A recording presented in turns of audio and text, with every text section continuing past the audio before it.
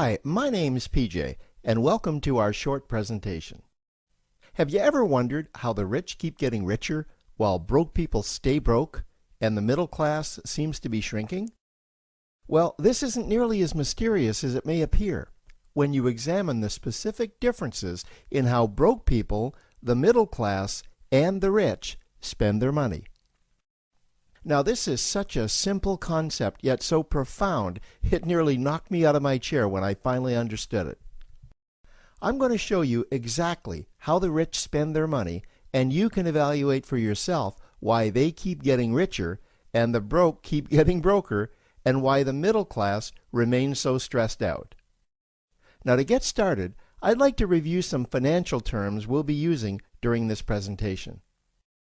The terms that you need to be familiar with are cash flow, which means money you bring in, expenses, which means money you spend, assets. Now, this is the most confusing one. You're probably familiar with the traditional definition of an asset, which is something you own or have equity in. However, back in the 1990s, Robert Kiyosaki introduced us to a new definition of an asset in his groundbreaking Rich Dad, Poor Dad series of books. Robert taught us that an asset is something that pays you, and that's the definition we'll be using here. Liabilities is the last term, and it's defined as things that cost you money. As an example, a house is typically viewed as an asset, but can it actually be a liability? Yes, with our revised definition, anything that costs you money is a liability, not an asset. If you have a mortgage, your house is an asset to your banker because it pays him or her every month. But could a house also be considered an asset to you? Yes, in the right circumstances it could, when it pays you money. Let's say you buy a house and you rent it out, and it paid you a positive cash flow every month after all expenses. That would then be considered an asset. Now, one more time with the terms, just to be very clear before we continue. Cash flow is money you make. Expenses, that's money you spend. An asset pays you, and a liability costs you. Now let's take a look at how broke people spend their money. Now, when I say broke people, I'm not referring to the destitute. I'm speaking about that large portion of our society that lives from paycheck to paycheck and who never seem to have any money. In fact, most times there's more month left at the end of their money, and I'm sure many of you can relate to that group.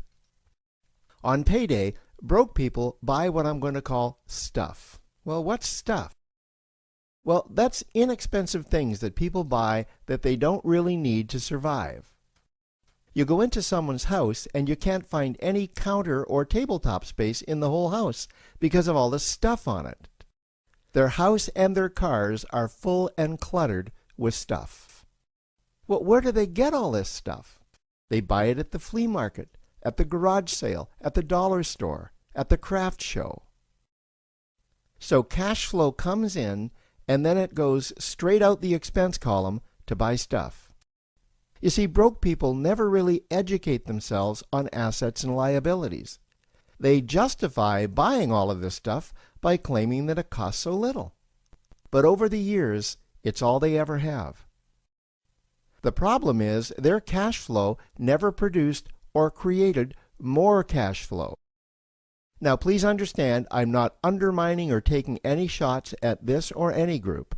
I just see a lot of financial difficulty out there, and it really doesn't need to be that way. Creating wealth isn't a mystery, it's a formula. The only reason someone doesn't create wealth is because they either don't know the formula or they don't apply the formula. Now let's take a look at the middle class. The middle class is the group that society mistakenly thinks are rich. They're not. Yes, they typically earn a six-figure income, and many of them appear rich, but it's what they buy with their money that keeps them prisoners of the middle class. What they typically buy are liabilities. Remember the definition of a liability? Things that cost you. By buying liabilities, the money gets pushed up and out their expense column. Liabilities are items like cars, boats, houses, airplanes, credit card debt. Now let's see just how this happens. The middle class gets a nice paycheck, let's say $10,000 for the month. They then split that down the middle and they pay their monthly expenses with half, and with the other half, they make a down payment on a new car. The car costs $5,000 down, and after they add on the insurance and the maintenance, that liability now costs $1,100 new dollars every single month. A few months go by, and they want a boat, then a vacation home, a Rolex watch on their credit card, a vacation on their credit card. And before you know it, their liabilities have raised their expense levels to near or above their income levels. They actually spend equal to or more than they make, meaning that they have to go to work and make a certain amount of money every single month just to cover their liabilities. The other important issue with both broke people and the middle class is that normally all of their cash flow is dependent on their own effort, meaning that they've educated themselves to exchange their knowledge and expertise for someone's money. Also, the money they earn is usually the highest taxed form of income. Here's an example. An attorney is knowledgeable about law, so people pay him or her in exchange for that knowledge on an hourly basis.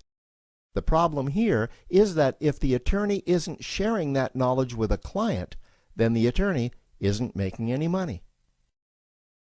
This causes lots of stress and anxiety in their lives, and if you ever ask them to take an afternoon off to play golf with you, well, they very rarely can because of how much money it'll cost them to take that time off. On the surface, life's pretty good. The reality is that it's a roller coaster ride. That's the middle class. Now, I know this group very well because for a great deal of my adult life, that was me. Now let's take a look at how the rich people spend their money. Rich people acquire assets. Again, an asset is something that pays you. If you want to become rich, buy assets that earn you more money. The money cycle looks like this. Acquire assets that produce cash flow, invest the profits to acquire more assets that produce more cash flow, invest those profits to acquire more assets that produce more cash flow. The rich spend their money and acquire things that produce more money. Here are a few examples of assets that produce more money. Investments are the obvious ones: stocks, bonds, real estate. Education is another asset. If you learn how to do something that produces more money for you and you actually do it, that's buying an asset. There's a great quote that goes, "If you think education is expensive, you should see how expensive stupidity is." Another example of assets you can acquire that pay you are cash-generating opportunities, especially those opportunities that can create a passive cash flow. Passive meaning that once you build it up, the money continues to flow whether you're still building it or not. Here's a small example. Let's suppose you bought a pinball machine and you put it in a barber shop, and you don't spend any of the profits. You save them until you can buy another pinball machine and put it in another barber shop. This, by the way, was Warren Buffett's first business. If you don't know who Warren Buffett is, he's one of the top 2 richest men in America. The rich are extremely eager to find those passive cash-generating opportunities because those opportunities continue to pay them month after month, year after year, long after they've stopped working the opportunity. You know, I see this happen again and again with successful entrepreneurs. They find a passive cash flow stream that they build up, and it continues to pay them month after month, year after year. They then take those profits and multiply them in another passive cash-generating opportunity, and then again in another. In conclusion, here's what I've learned over the years. You can't find these passive cash generating opportunities unless you're open to hearing about them. Then, once you find them, you must be willing to see what fits you and then act. Now, the reason I say this is that I once answered a hokey little ad that I ended up generating 7 figures from, simply because I answered that ad and then took action. These opportunities are out there, you just need to find them. You also must be opportunistic enough that when the right situation does present itself, you don't miss it.